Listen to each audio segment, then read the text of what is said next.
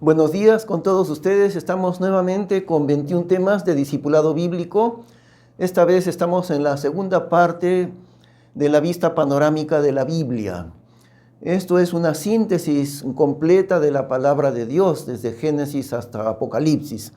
La semana anterior habíamos visto el panorama de Dios hasta llegar al tiempo de la iglesia. Hoy día vamos a poder abarcar desde el día de hoy, que es el tiempo de la iglesia, hasta el futuro, hasta la eternidad. Muy bien, entraremos entonces en nuestro tema. En primer lugar, muchas veces nos encerramos en los detalles de la profecía y perdemos lo que es importante dentro del panorama del futuro y de la eternidad. Eso sucede muy frecuentemente. Nos enredamos tanto en pequeños detalles acerca de los eventos proféticos que están para venir en el futuro. Y al hacerlo así, nos encerramos demasiado en esos detalles y llegamos a perder, no logramos ver lo que es más importante dentro del plan de Dios para la eternidad. Por eso vamos a enfocar primero esa parte importante. Y también hablaremos de una manera panorámica solamente, sin muchos detalles, lo que vendrá en el futuro en el panorama de Dios. Y esto es lo que decíamos, la parte más importante del plan de Dios hacia el futuro. Esto es justamente la parte más importante que muchas veces perdemos de vista al tocar muchos detalles de la profecía. Los creyentes no nos damos cuenta cuán increíblemente privilegiada es la iglesia en el plan eterno de Dios. Y somos como un pueblo de Dios que no conoce su destino, no conoce su lugar en el plan que Dios tiene a través de la eternidad. Eso es lo que ha sucedido. No comprendemos la grandeza, la maravilla del plan de Dios para la iglesia. Ahora, podemos decir un poquito acerca de esto cuando ya hemos explicado que el matrimonio en el mundo fue creado por Dios para ilustrarle al hombre lo que será la relación entre Cristo y su iglesia, Cristo el esposo y la iglesia la esposa. Ahora, si analizamos esto, porque Dios le ha puesto el matrimonio como un teatro viviente acerca de Cristo y la iglesia, siempre, en cada matrimonio.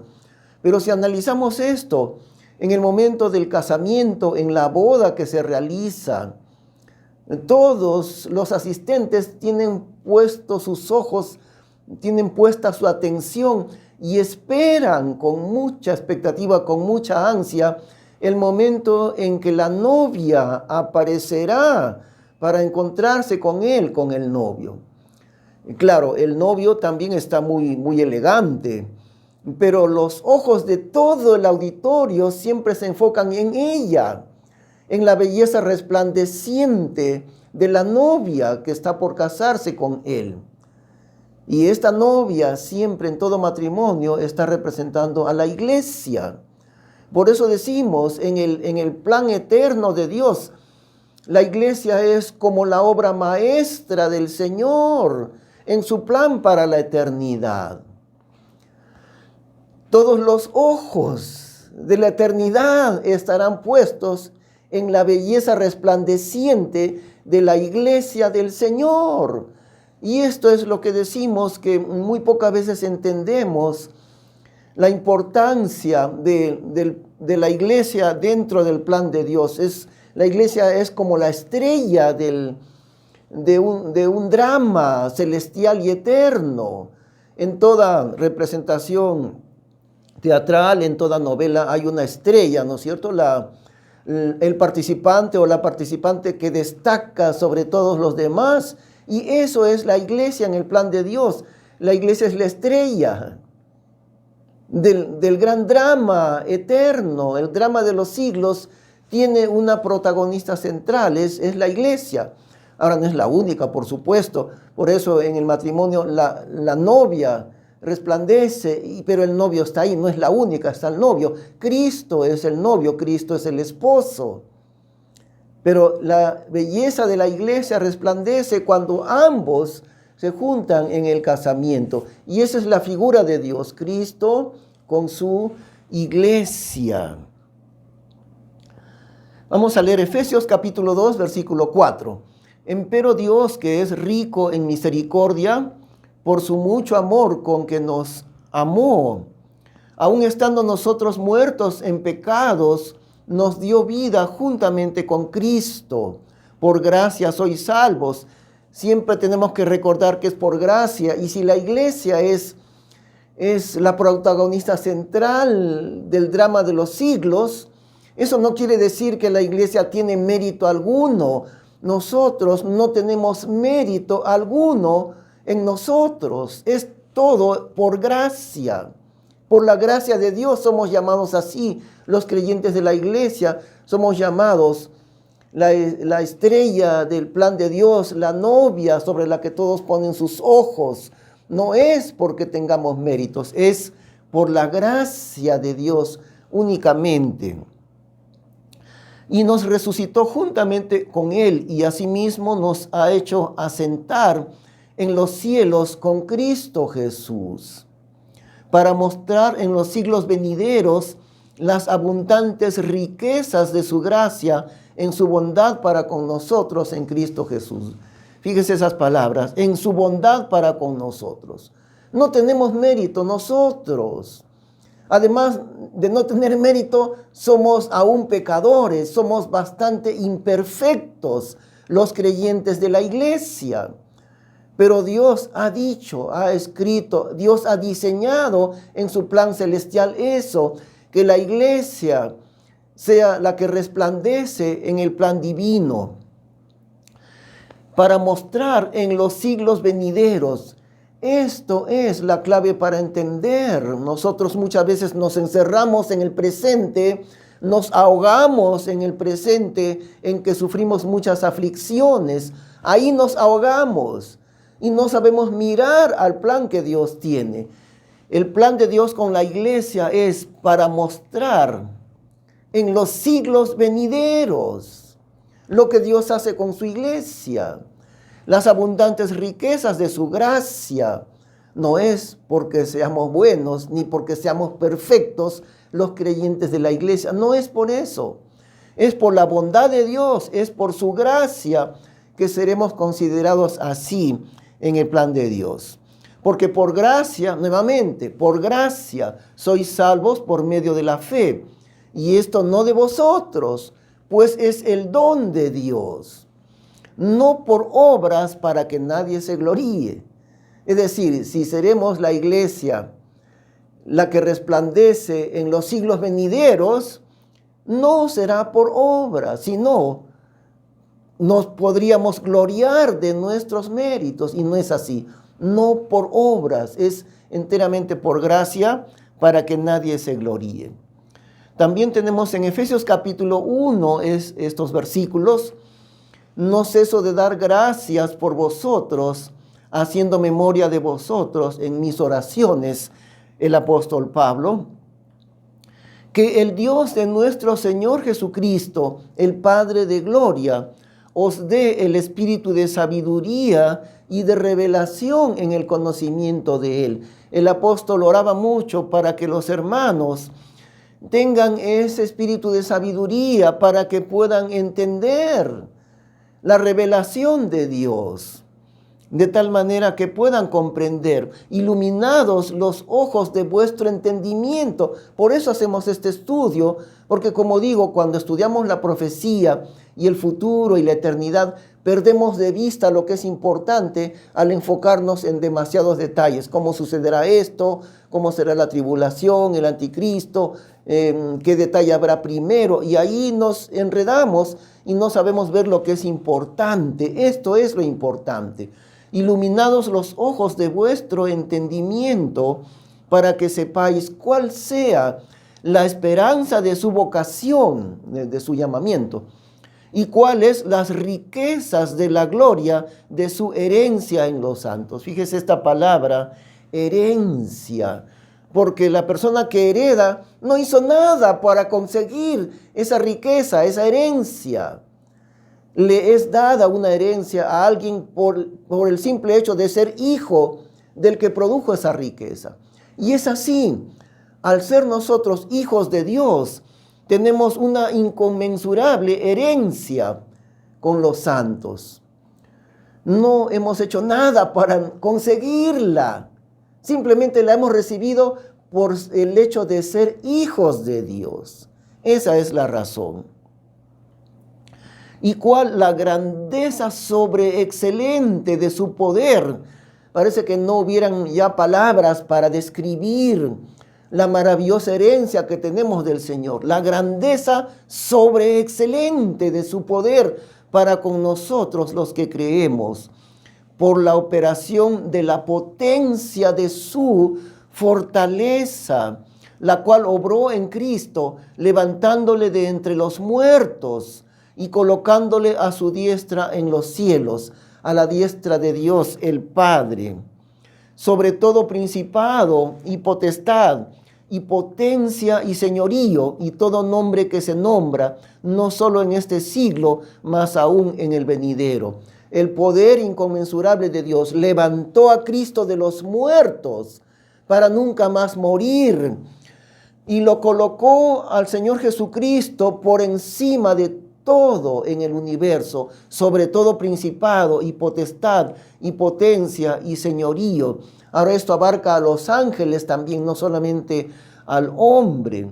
Y sobre todo nombre que se nombra, no solo en este siglo, mas aún en el venidero. Dios lo exaltó a su Hijo Jesucristo hasta lo sumo de esta manera.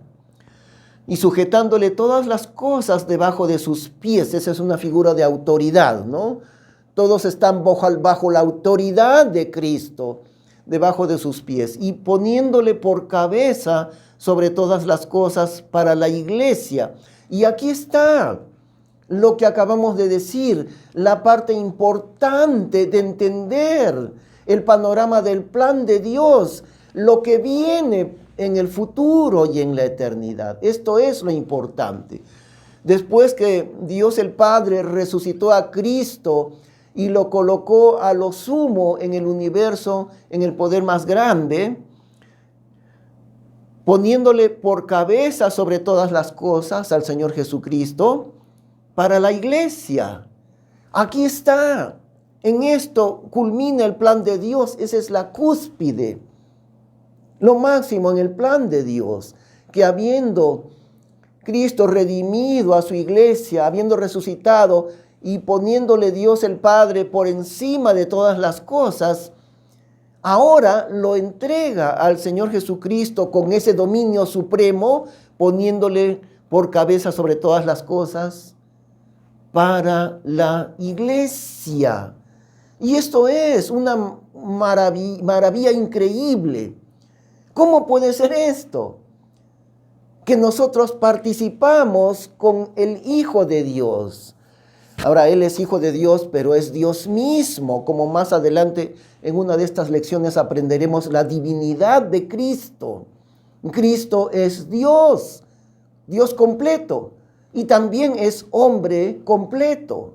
Ambas cosas es Él.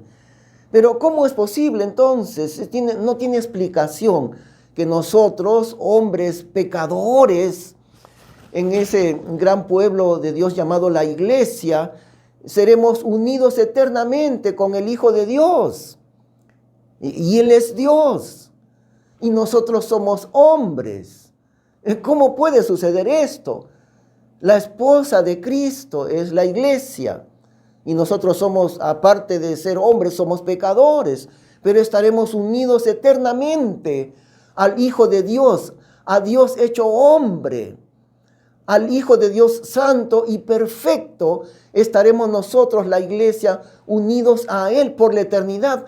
De la misma manera como un hombre se casa y llega a ser feliz al momento de casarse.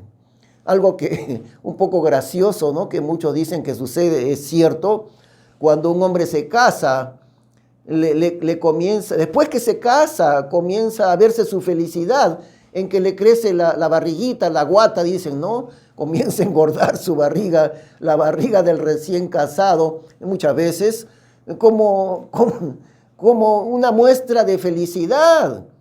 Bueno, no es que se lo proponga hacer, pero la felicidad de ese hombre recién casado se muestra porque le comienza un poco a crecer su barriga, porque tiene mucha felicidad. Eso sucederá, el Señor Jesús uniéndose a su amada iglesia que somos nosotros. Y si usted ha creído en Cristo, si usted ha experimentado el nuevo nacimiento, usted también es parte de esa maravilla de Dios llamada la iglesia, uniéndose a Cristo para la eternidad. Y Dios el Padre le dio la suprema potestad al Señor, y después de haberle dado la suprema potestad a su Hijo Jesucristo, ¿qué hace? Lo entrega a la iglesia. Fijémonos bien lo que dice acá. Y poniéndole por cabeza sobre todas las cosas, ahora lo da para la iglesia, la cual es su cuerpo. La iglesia es el cuerpo de Cristo. Él solo es la cabeza. Nosotros somos su cuerpo.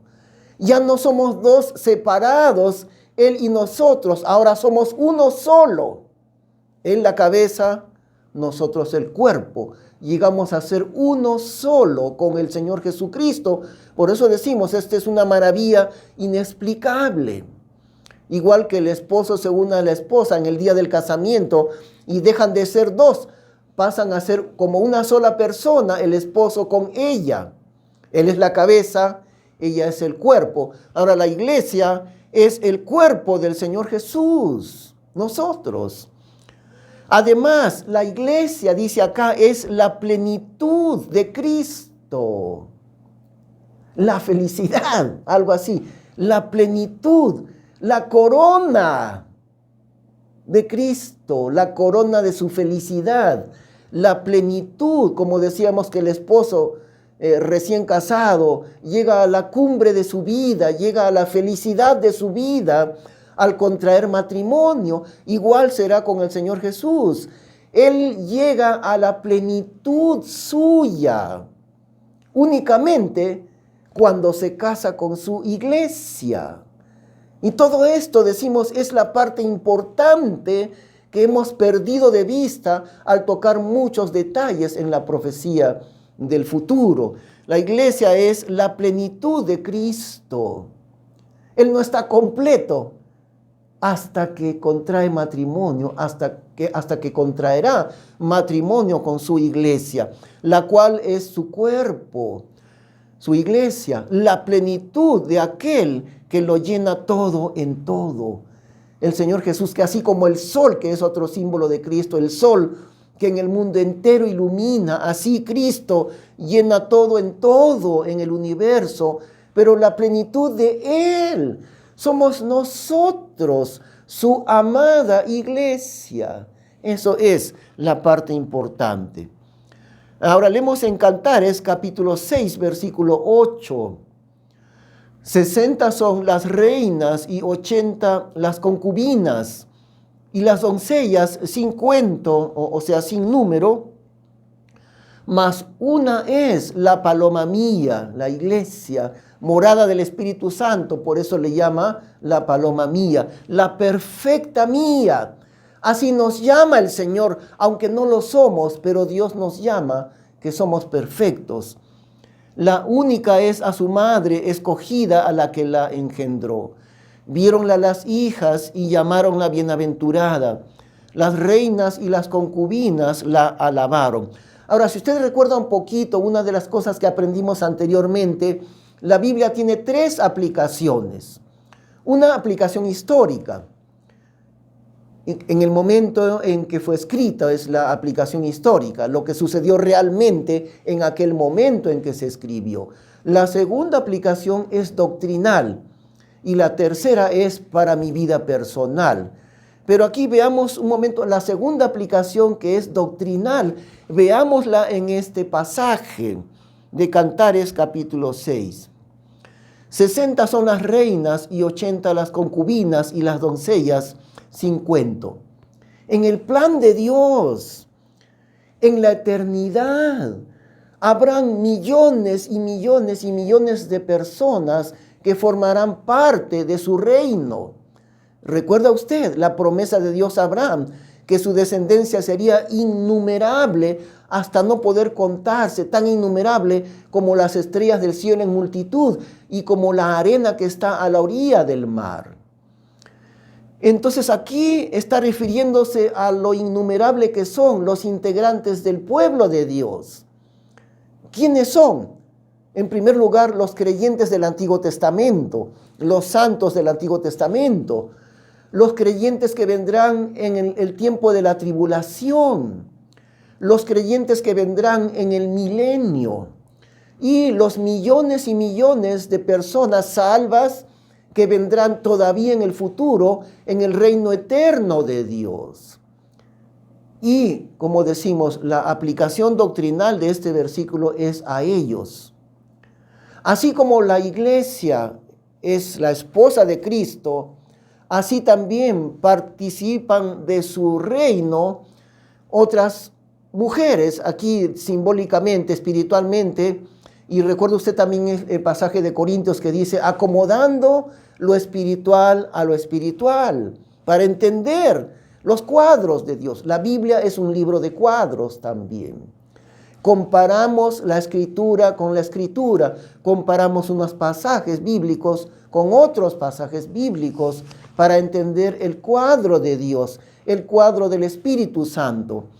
Y en este versículo nos está hablando de los otros integrantes del pueblo de Dios, las reinas, las concubinas, las doncellas, los santos del Antiguo Testamento, los santos del tiempo de la tribulación, los santos del milenio, los creyentes que vendrán aún en el reino eterno de Dios, que vendrán muchos millones. A todos ellos los está enumerando aquí. Y luego, entre todos ellos, multitudes innumerables como la arena del mar, entre todos ellos, las reinas, las doncellas, las concubinas, entre tantos millones hay una sola que es la paloma mía, la morada del Espíritu Santo.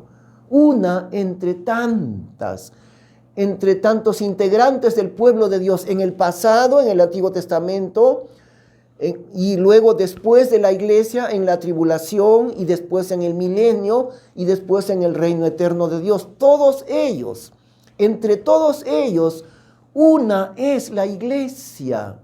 Una es, dice el Señor, la paloma mía, la perfecta mía. Única es a su madre, escogida a la que la engendró.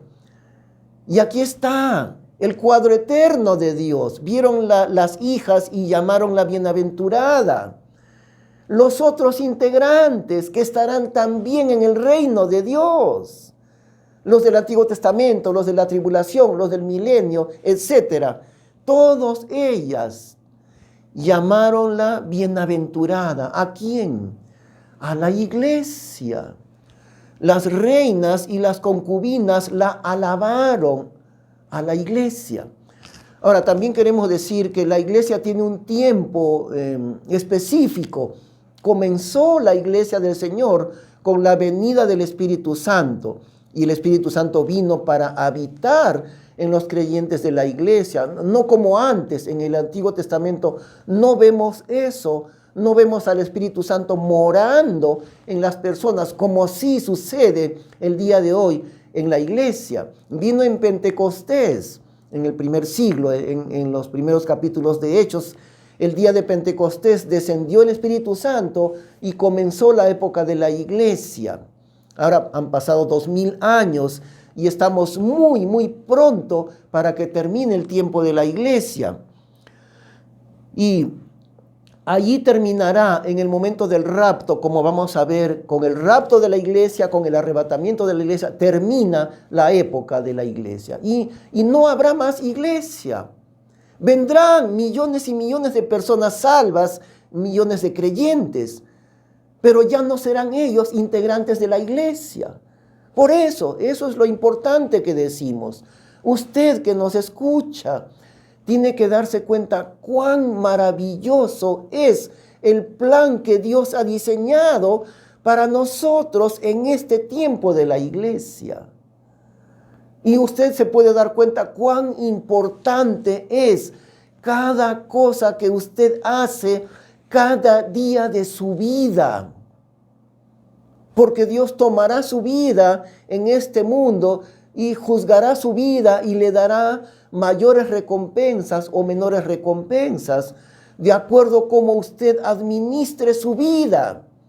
Y cuando usted entiende lo maravilloso del plan de Dios para la iglesia, que es la estrella en el drama de Dios, usted entenderá cuán importante, cuán necesario es que usted se consagre al Señor, que usted sea obediente, que usted viva una vida santa cada momento de cada día de su vida. Esto es lo importante de entender dentro del panorama del plan de Dios. Pasamos al número 3.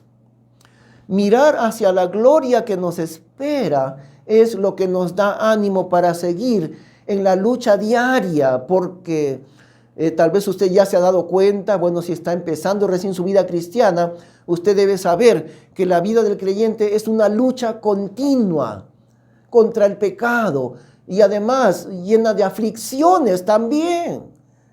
La vida del creyente va a atravesar muchas aflicciones. Es una vida para valientes. Pero mirar hacia la gloria que nos espera en la presencia de Dios, poner nuestro enfoque, nuestra mirada, no mirar a lo que sufrimos ahora, sino mirar a lo que Dios tiene en la eternidad. Eso es lo que nos da ánimo para seguir en la lucha nuestra de cada día. Dice 1 de Pedro, capítulo 1, así: para la herencia incorruptible y que no puede contaminarse ni marchitarse, conservada en los cielos para vosotros, que sois guardados en la virtud de Dios por medio de la fe. Fíjate, siempre, el creyente empieza por la fe y es guardado por medio de la fe. Dios guarda al creyente siempre por medio de la fe. No retroceda usted a las obras. Todo en su vida cristiana es por medio de la fe en Cristo, para alcanzar la salvación que está aparejada para ser manifestada en el postrimero tiempo, en el tiempo venidero. En lo cual vosotros os regocijáis grandemente. Eso es lo que decimos. Regocíjese usted, hermano, hermana, grandemente en lo que viene delante de nosotros. Y muy pronto viene lo que Dios tiene para su iglesia, estando al presente un poco de tiempo, si es necesario, afligidos en diversas tentaciones, en diversas pruebas, para que la prueba de vuestra fe, muy más preciosa que el oro, el cual perece, mas empero es probado con fuego. Nuestra fe es comparada con el oro y nuestra fe es probada con fuego en este momento.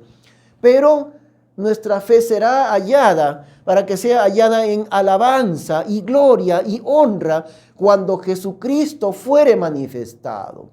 Por eso, entender eso, que la fe de usted es probada grandemente el día de hoy a través de aflicciones, a través de la lucha con el pecado.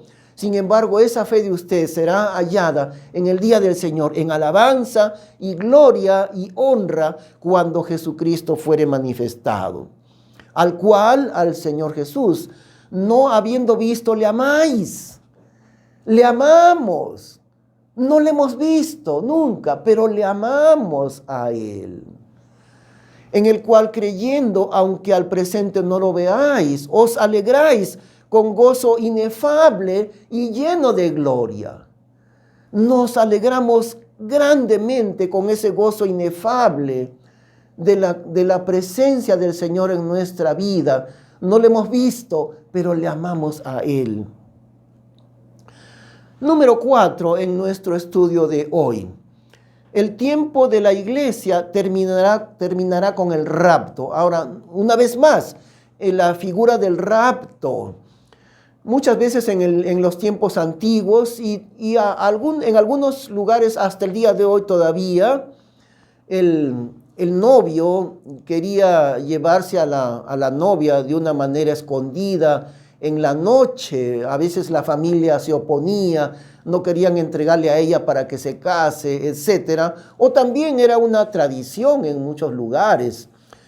Venía el novio con su caballo y en medio de la noche, cuando nadie se daba cuenta, cuando nadie lo veía, él llamaba a la novia y ella, claro, ella aceptaba ser raptada. Entonces él se la llevaba, se la robaba, como decían, ¿no?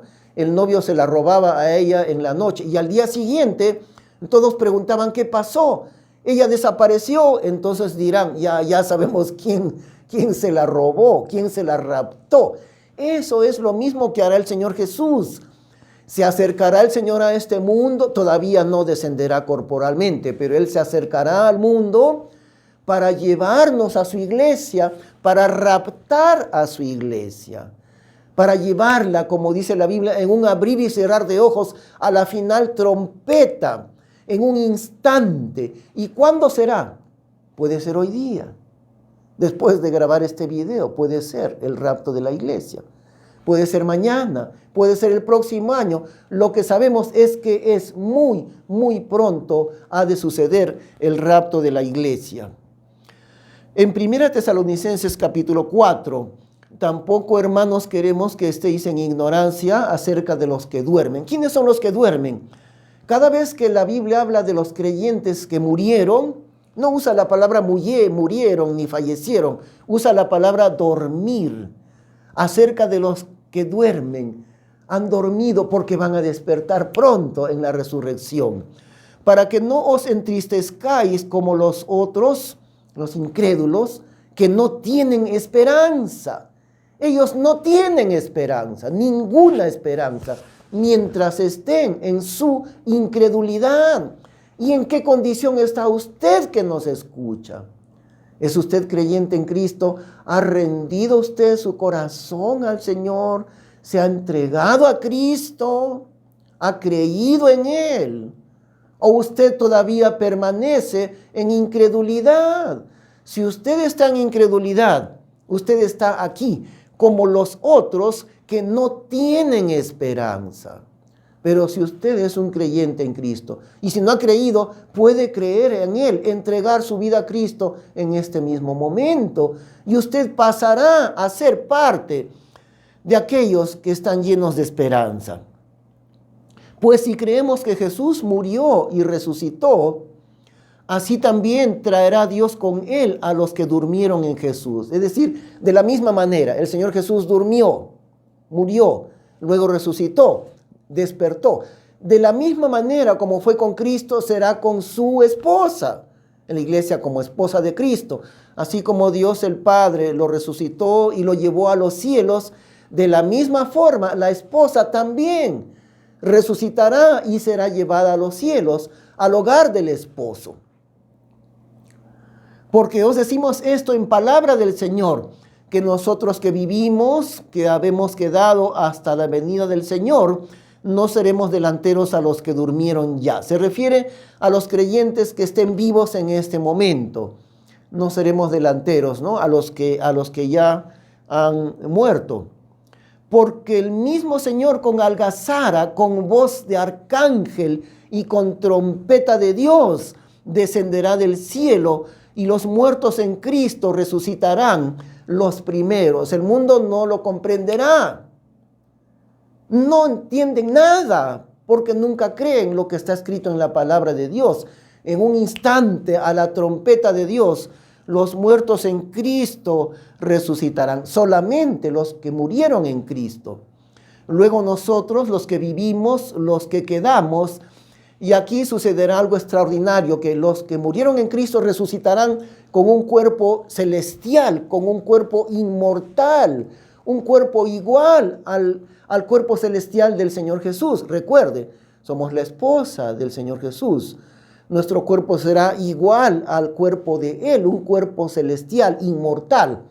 De la misma manera, los creyentes que aún estén vivos en ese momento, esperamos nosotros estar vivos en el rapto muy pronto de la iglesia. ¿Qué sucederá con los que estemos vivos en ese momento? Nuestro cuerpo se transformará sin necesidad ya de atravesar la muerte. De frente, nuestro cuerpo será transformado a un cuerpo inmortal, igual al del Señor Jesús. Los que vivimos, los que quedamos juntamente con ellos, seremos arrebatados en las nubes a recibir al Señor en el aire. Y así estaremos siempre con el Señor. Por tanto, consolaos los unos a los otros en estas palabras. Por eso, viene muy pronto el reino de Dios. Y por eso dice la Biblia, consolaos los unos a los otros en medio de nuestras aflicciones, con estas palabras, con la esperanza que viene ya, el rapto de su iglesia. Entramos al número 5 en nuestro tema. Después del rapto de la iglesia vendrán 7 años de tribulación que están explicados en Apocalipsis, los capítulos, desde el capítulo 6 al capítulo 19 de Apocalipsis. Es extenso. Usted puede leerlo en su Biblia. Lea estos capítulos de Apocalipsis, del 6 al 19. Allí está todo en detalle acerca de los 7 años de la tribulación en el mundo. El Espíritu Santo habrá salido del mundo junto con la iglesia. Por lo tanto, no habrá barreras para que se desate la más grande maldad en el mundo. Una maldad que nunca ha sido tan grande, tan extrema. Será liberada por el diablo en este mundo, porque ya no estará la iglesia para frenar la maldad. Ya no estará el Espíritu Santo para frenar el pecado. El diablo tendrá campo libre para una maldad extrema. El anticristo gobernará el mundo entero en abierta rebeldía contra Dios en esos 7 años. Llegando el mundo al colmo de su maldad, Dios enviará terribles castigos sobre el mundo. Recuerden, la iglesia del Señor ya no estará. Luego también todavía serán salvas millones de personas. Todavía estará la misericordia de Dios. Todavía cualquier persona creyendo en Cristo será salva, así como usted y como yo.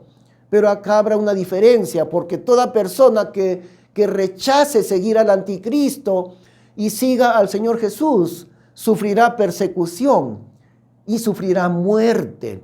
Esa es la diferencia. En aquel tiempo, bajo persecución, bajo muerte, estarán los creyentes en el Señor.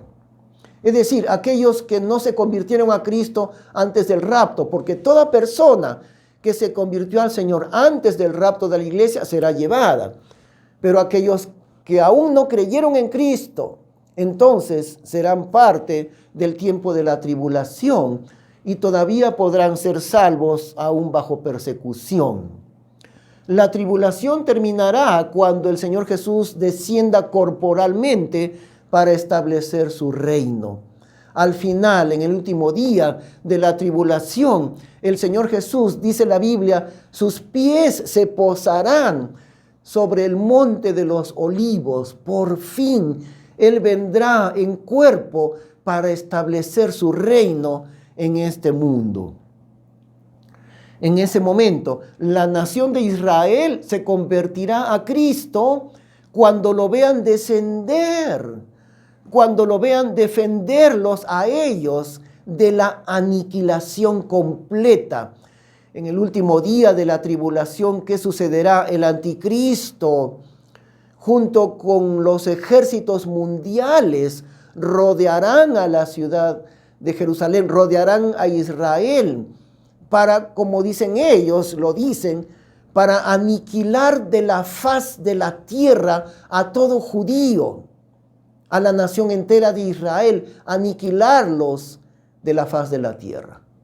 En ese día, en ese momento, cuando Israel vea a su Salvador descendiendo del cielo para librarlos, ellos se convertirán a Cristo en un instante, porque sabrán que aquel Salvador suyo, aquel Mesías de Israel, a quien ellos rechazaron, a quien ellos mataron, a quien ellos negaron durante 2000 años, Él es el que viene a defenderlos de la muerte. Y la conversión de Israel será en masa, digamos así. No que se convierte uno u otro, sino millones de ellos se convertirán viendo al Señor Jesús descender para defenderlos. Eso será la conversión de Israel al final de la tribulación. Número 6, el reino terrenal del Señor Jesús en Jerusalén. Su trono estará en Jerusalén. Ese reino suyo durará 1000 años. Ahora tenemos que decir algo. La duración del reino terrenal del Señor Jesús todavía no es un reino celestial, es un reino terrenal. Tendrá solamente una duración de 1000 años, por eso se le llama también el milenio. Ese reino terminará después de 1000 años. ¿Por qué razón? Porque aún está la presencia del pecado. El mundo todavía no será perfecto. Al haber pecado, Dios pondrá límite a eso con 1000 años solamente. Pero el Señor Jesús reinará en este mundo, visiblemente, políticamente, geográficamente, económicamente, en todos los aspectos. El Señor Jesús será rey en este mundo. El mundo entero será un solo reino. Y con un solo rey, además, la sede de su reino será en la tierra de Israel, en la ciudad de Jerusalén. La iglesia, nosotros reinaremos como la esposa del rey en el milenio. Israel reinará como la familia del rey. Israel y la iglesia, ambos pueblos de Dios. La iglesia es como la reina, como la esposa del rey. Pero Israel es la familia del rey y en ese sentido ellos también reinarán. Ahora dice la Biblia que en aquel tiempo Israel será cabeza de las naciones y todo el mundo querrá tener algún parentesco con algún judío en razón del privilegio grande que tendrá la nación de Israel dentro del mundo entero. Y la capital del mundo, Jerusalén, en donde estará el trono del rey del Señor Jesucristo. No habrá más guerras, no habrá más pobreza, no habrá ni siquiera destrucción entre los animales, que actualmente los animales se devoran unos a otros continuamente, pero en el milenio no habrá eso. Vamos a leerlo. Y aunque Satanás estará encadenado esos 1000 años, sin embargo, todavía habrá en el mundo la presencia del pecado. Vamos a leer Isaías capítulo 11. Y saldrá una vara del tronco de Isaí. Isaí es el padre del rey David. Y el Señor Jesús ha sido conocido en Israel durante siglos, miles de años. Él es conocido como el hijo de David. Por eso menciona a Isaí, que es el padre del rey David. Una vara, un descendiente del rey David. Y un renuevo retoñecerá de sus raíces, refiriéndose a Cristo, hijo de David.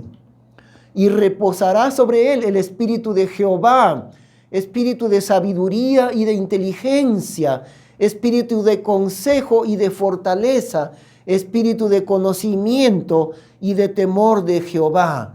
Jesús el Rey en ese tiempo. Y harále entender diligente en el temor de Jehová. Fíjese, el camino del Señor Jesús, la actitud de su Rey, caminará en el temor de Jehová. Será un Rey perfecto, pero su camino será en el temor de Jehová. Dice la Biblia, el principio de la sabiduría es el temor de Dios. Y de esta manera no juzgará según la vista de sus ojos, ni arguirá por lo que oyesen sus oídos, sino todo lo hará escuchando la voz de Jehová su Dios. Mas juzgará con justicia a los pobres y arguirá con equidad por los mansos de la tierra. Y herirá la tierra con la vara de su boca, es decir, a los pecadores. Un reino de justicia. Lo que nunca ha habido en el mundo, esa justicia ejercerá el Señor Jesús. Y con el espíritu de sus labios matará al impío. Todavía habrá pecado. Y será la justicia cinto de sus lomos y la fe cinta de sus riñones. Morará el lobo con el cordero y el tigre con el cabrito se acostará. El becerro y el león y la bestia doméstica andarán juntos y un niño los pastoreará. El lobo con el cordero, eso es imposible actualmente, ¿no? Un lobo ve al cordero y de inmediato se lo devora. Pero en aquel tiempo no habrá más la violencia entre los animales, incluso entre los animales. No habrá guerra, ni aun los animales se devorarán. La vaca y la osa pasarán, sus crías se echarán juntas, y el león como el buey comerá paja. Nunca más será destructor y carnívoro el león, ni las fieras como el buey, entonces comerá paja. Y jugará el niño sobre la cueva del áspid, aquella serpiente venenosa, el áspid, y el recién destetado extenderá su mano sobre la caverna del basilisco, otra de las víboras. No harán mal ni dañarán en todo mi santo monte, porque la tierra será llena del conocimiento de Jehová, como las aguas cubren la mar. Esto será en el gobierno de Cristo 1000 años, en el tiempo del milenio. Número 7. Al terminar el milenio, Dios creará nuevos cielos y nueva tierra sin la presencia del pecado. Por fin, por último, Dios va a destruir estos cielos y esta tierra que existen ahora, los va a purificar con fuego, porque se llenaron de pecado tanto los cielos como la tierra. Serán purificados, serán quemados. Y Dios creará nuevos cielos y nueva tierra. Leemos en 2 de Pedro capítulo 3. Mas el día del Señor vendrá como ladrón en la noche, en el cual los cielos pasarán con grande estruendo y los elementos ardiendo serán deshechos. Y la tierra y las obras que en ella haya serán enteramente quemadas. Pero esperamos cielos nuevos y tierra nueva, según sus promesas, en los cuales mora la justicia. Nunca más el pecado, en los cielos nuevos y la tierra nueva que Dios habrá de crear. Después del milenio, cielos nuevos y tierra nueva. En Apocalipsis 21 dice así: y vi un cielo nuevo y una tierra nueva, porque el primer cielo y la primera tierra se fue, y la mar ya no era, no había ya más el mar. Mire, ambos, tanto los cielos que son inmensos en su tamaño, increíblemente grande. Es casi imposible de explicar la grandeza del universo, de los cielos, pero serán creados nuevamente, ya sin el pecado, tanto los cielos como la tierra. El último punto que tratamos hoy día: el reino de Dios será eterno, en donde la iglesia estará unida a Cristo en la nueva Jerusalén. Así como habrá una nueva tierra, habrá una nueva Jerusalén. Ya no la Jerusalén actual, será nueva, de naturaleza distinta, pero siempre es la ciudad de Jerusalén. Vamos a leer en Apocalipsis 21, verso 2. Y yo, Juan, vi la santa ciudad de Jerusalén nueva, que descendía del cielo, aderezada de Dios, como la esposa ataviada para su marido. Y vino a mí uno de los 7 ángeles y habló conmigo diciendo: ven acá, yo te mostraré la esposa, mujer del Cordero. Ahora hay 2 referencias a la esposa: la nueva Jerusalén, es llamada como una esposa ataviada para su marido. Ahora ya hemos entendido, la esposa del Señor Jesús es la iglesia. Y esto es la Nueva Jerusalén. La Nueva Jerusalén es la iglesia y la morada de la iglesia. Porque acá lo dice con bastante claridad. El ángel le dice al apóstol Juan, yo te mostraré la esposa, mujer del Cordero. El Cordero es uno solo, Cristo Jesús, y su esposa es una sola, es la iglesia. No hay más, no son los santos del Antiguo Testamento, no son los santos de la tribulación, ni del milenio, no son los santos, no son los creyentes del tiempo futuro. La iglesia es los santos de la iglesia, la esposa es la iglesia del Señor. Por eso la Nueva Jerusalén es su iglesia. Y llevóme en el espíritu a un gran monte y alto, y mostróme la grande ciudad, la santa Jerusalén, que descendía del cielo de Dios, teniendo la gloria de Dios, y su lumbre era semejante a una piedra preciosísima, como piedra de jaspe cristalizante. Y yo no vi templo en ella, porque el Señor Dios Todopoderoso y el Cordero son el templo de ella. El Señor Jesús, el Cordero, morará. Y Dios también dentro de la Nueva Jerusalén, que es morada de Cristo, junto con su iglesia eternamente. Y la ciudad no tenía necesidad del sol ni de la luna para que resplandezcan en ella, porque la gloria de Dios la ha alumbrado y el Cordero es su luz. Y las naciones de los que hubieren sido salvos andarán en la luz de ella, y los reyes de la tierra traerán su gloria y honor a ella. Fíjese con cuidado esta diferencia. Una es la iglesia, pero los creyentes, millones y millones que vendrán en el reino de Dios, ellos son llamados las naciones de los que hubieren sido salvos. Estos creyentes, naciones enteras de personas salvas, en el día de la eternidad, allí, ellos andarán en la luz de ella, en la luz de la ciudad celestial, en la luz de la Nueva Jerusalén, que es morada de Cristo junto con su iglesia. Ellos, los salvos, millones de ellos andarán a la luz de la Nueva Jerusalén. Y los reyes de la tierra traerán su gloria y honor a ella. Ellos son creyentes, personas salvas, millones de ellos en la nueva tierra de Dios.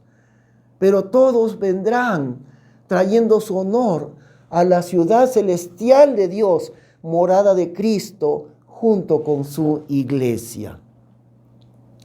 Y sus puertas no serán cerradas de día, porque allí no habrá noche, y llevarán la gloria y la honra de las naciones a ella, a la Nueva Jerusalén. Terminamos con un repaso de los puntos que hemos estudiado hoy. Número 1, muchas veces nos encerramos en los detalles de la profecía y perdemos lo que es realmente importante. Eso hemos estudiado, lo que es importante, y también hemos visto algunas partes de la profecía. Número 2, los creyentes no nos damos cuenta, esto es lo importante, los creyentes no nos damos cuenta cuán increíblemente privilegiada es la iglesia en el plan eterno de Dios. Número 3, mirar hacia la gloria que nos espera en el reino del Señor. Eso es lo que nos da ánimo para seguir en la lucha diaria del tiempo de hoy. Número 4, el tiempo de la iglesia terminará con el rapto, con el arrebatamiento de la iglesia. Número 5, después del rapto de la iglesia vendrán 7 años de tribulación que están explicados en Apocalipsis del 6 al 19, capítulo 6 al 19. Número 6, el reino terrenal del Señor Jesús en Jerusalén durará un tiempo de 1000 años. 7, al terminar el milenio, Dios creará nuevos cielos y nueva tierra, ahora sin la presencia del pecado. Número 8, el reino de Dios será eterno, en donde la iglesia estará unida al Señor Jesucristo, el esposo, con la esposa, en la Nueva Jerusalén, la morada de Cristo con su esposa, la iglesia. Muy bien, permítame orar un instante por usted, por cada uno de los oyentes. Te damos gracias, Padre bendito, por cosas tan incomprensiblemente maravillosas que tú tienes diseñadas en tu plan eterno, Señor. Es incomprensiblemente grande ese misterio de la iglesia, que es la protagonista central en el plan eterno que tú diseñaste, Señor. Te damos gracias por eso, Padre Celestial.